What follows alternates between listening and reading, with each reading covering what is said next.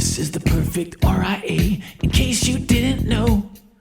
Bringing you all the strategies to help your business grow. Are you happy? Are you satisfied? Are you hanging on the edge of your seat? Sit back and listen in while you feel the beat, yeah.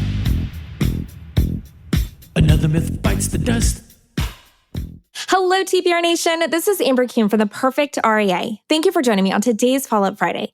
On Monday, Matt and Micah were talking about sales and communication. And this stemmed from a concern from advisors on the team who were saying that they don't want to be salesy and stereotypically manipulative. The guy said that people latch onto the sales word as if it's a dirty word, but in reality, it's just because you have a negative thought process around it. What you need to have instead is good and effective communication with your clients. And with that, the communication needs to be scripted in practice. They said sales isn't about forcing someone to buy something. It's about effective communication and finding out what your clients' and prospects' goals are and how do you help them achieve those. Matt said for him, this comes down to the intention in your heart and that you believe a client will get closest to their financial goals by working with you. That's persuading and guiding someone along their journey. Another thing to consider with this is to look at a situation or conversation with another person where you felt really engaged.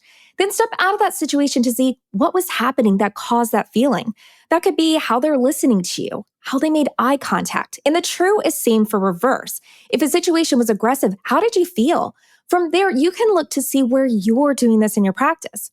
The guy said that every time you improve your communication, you're making a deposit in your relationship with another person.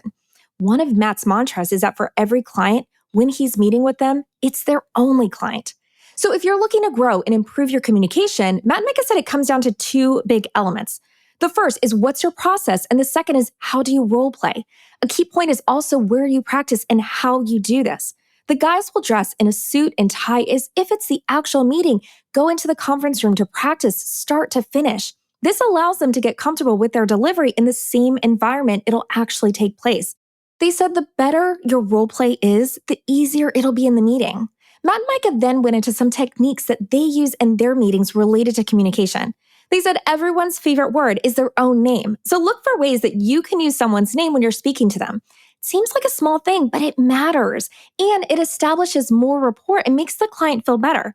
No part of that is salesy. Some other go-tos are always asking questions. Whatever a client brings up, ask them to tell you more about it and don't jump to conclusions.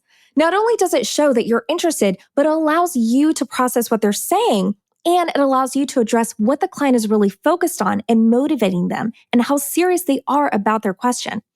How you respond and what your body language is when a client asks a question all plays a part in effective communication.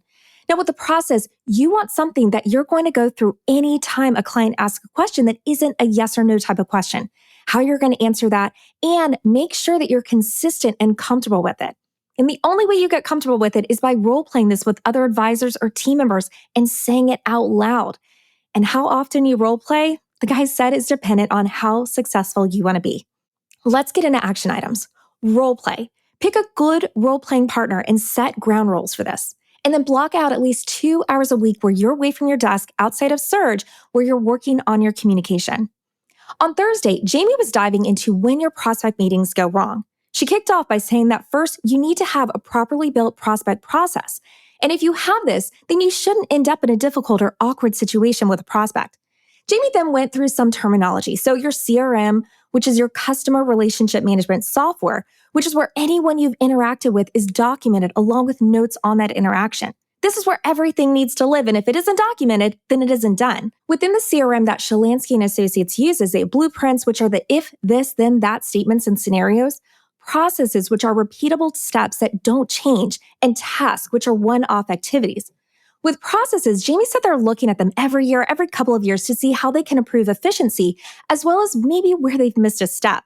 With their prospect process, they have repeatable steps that anyone in the organization can pick up and take over for any reason. Now, when a prospect meeting goes wrong, Jamie said that it's because the experience changes. When you have a repeatable process, no matter who a prospect is or who they're meeting with, all the steps are taken and everyone knows the expectations, the outcome, and what success looks like. So when things are going wrong, it's because someone broke the process and it changed that experience and expectations. And this is especially hard if you don't start the process correctly and then try to put that prospect into the process because their expectations have been set differently from the beginning.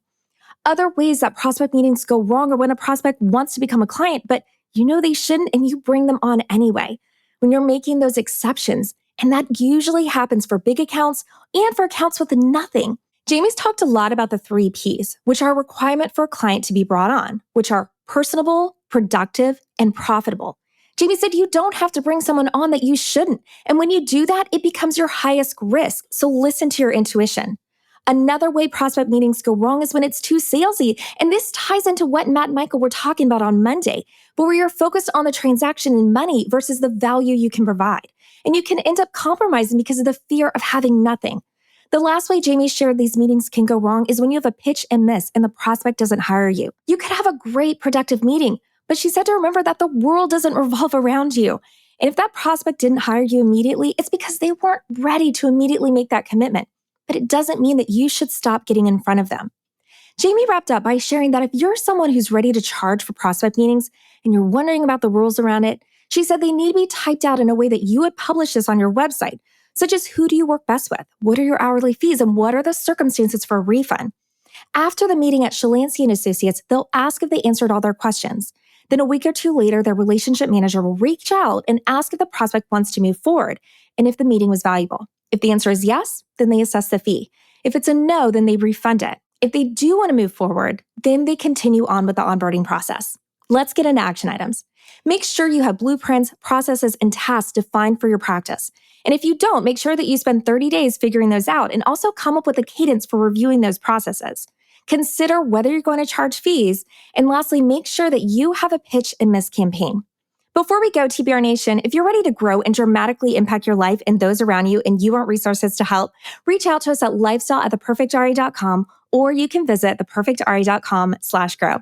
That wraps up this week's recap. Thank you for joining me, and please share this or any of our episodes with another advisor or team member who you think might benefit from listening. And be sure to subscribe to the Perfect RE podcast so you don't miss an episode. Until next time, happy planning. Hold on before we go. Something that you need to know. This isn't tax, legal, or investment advice. That isn't our intent. Information designed to change lives. Financial planning can make you thrive. Start today, don't think twice. Be a better husband, father, mother, and wife. The perfect RIA, the perfect RIA.